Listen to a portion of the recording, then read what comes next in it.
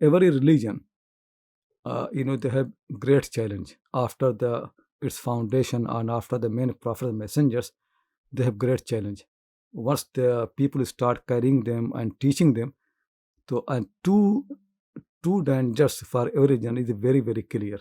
One is when the people add to the religion something from their own culture, from their own understanding, or they remove something from the religion.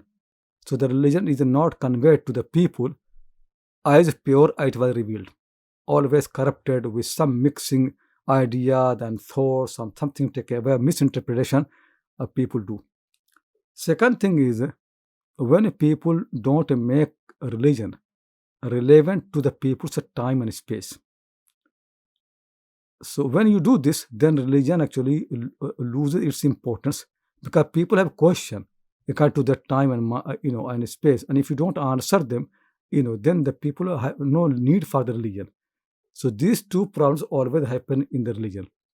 In Islam, from very beginning, the way the Prophet ﷺ taught the people, he made an arrangement that the religion remains as pure as possible, to emphasize that the religion is based on the Quran and Sunnah, and he praised the people who will come to the ulama, and they will make effort to purify the religion from whatever have been attached to it, making it clear, always coming back to the Quran and Sunnah. And that's what Quran said, that whenever you have dispute, come back to the Quran and Sunnah. So this one. Second thing is that whenever Islam is in a new era, new space, new challenges, among the ulama there should be people who should answer those questions and needs of the community in the light of the new challenges. So in Islam always will be ulama who will purify the religion and also who will make religion more relevant to the time and the society. And that is very very important. So like for example, Imam Abu Hanifa rahmullah, his time, great challenge was that Abbasid Empire is newly established. Muslims need law, detailed law, things, clauses properly. If they don't have good mind, what will happen is then the Muslims will need to borrow from Roman law. Abu Hanifa, stands, makes effort, and many people around him, and he really, makes details of Islamic law very clearly. So then Muslims become independent, in all those areas, and they don't need to borrow from anywhere else. Similarly, Mu'tazila, these people, they brought their own reasoning to the religion, and they start testing things in the religion and with their own mind. So what actually suits their mind, they accept. Whatever is not acceptable to their mind, they reject. So the Quranic teaching and teaching of the Prophet ﷺ becomes subject to the reasoning of Mu'tazila. Many things from the religion has been rejected because it is not good to their reasoning. And many new things were introduced into religion because it makes more sense to them. So then there are ulama who came, face the challenge, answer their questions, people like Imam Ahmad bin Hanbal, and then Abul Hasan Ashari, Abu Mansur al-Maturidi, people like them. Then there are a time when Greek philosophy, corrupted the mind of the people, occupied so much that people did not actually like anything in the religion if it is not acceptable to Greek philosophy. Then people like Ghazali, and then after that Ibn Taymiyyah, they came and they really criticized Greek philosophy very strongly, with scholarly arguments that how weak it is in its argument. So in every time they have been, making effort to purify the religion and to answer the questions of that time. We live now in our time. It is not right for us to do same thing what Abu Hanifa has been doing. Because what Abu Hanifa did, that was best for his time. But we don't have the same questions necessarily. It is not for us to copy Ghazali or Razi or Ibn Taymiyyah. They understood their time and space and they did the best. What we need to do is really, we have to learn the Quran and Sunnah, make effort to purify the religion. Second thing, we have to learn from the history of these people, that how they understood the questions of that time and how they made effort to address those questions. The way we did, we need also to, but not the same question, because we have different questions. What many ulama do mistake really, they keep discussing the same questions.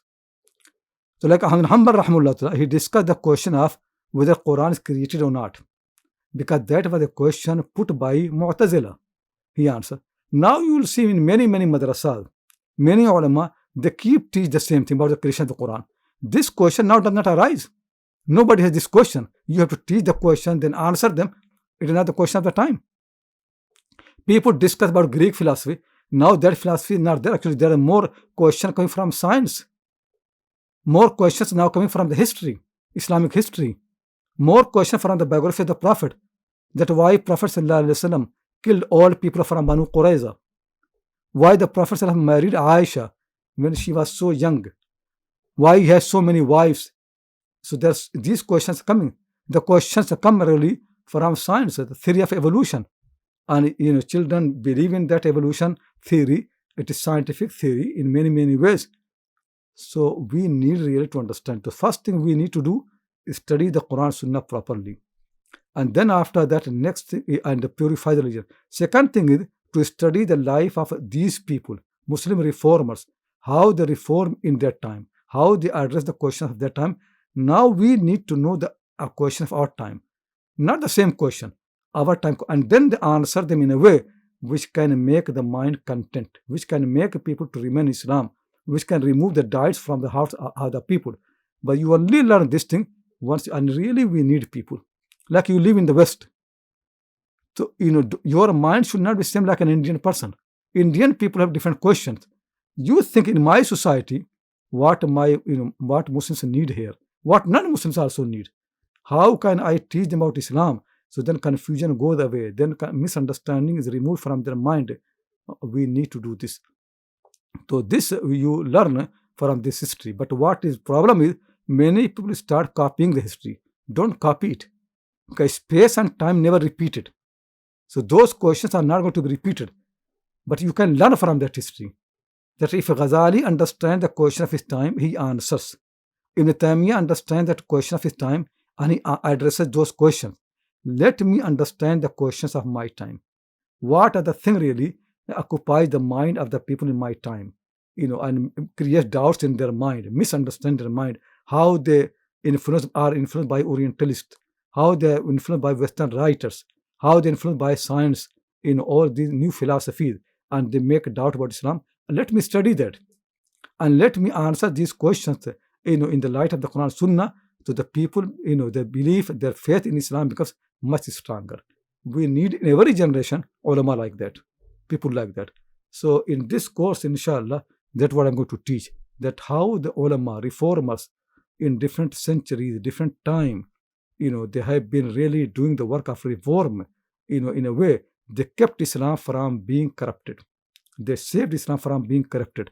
And then how can we learn a lesson from their lives and from the achievements that they had during their life.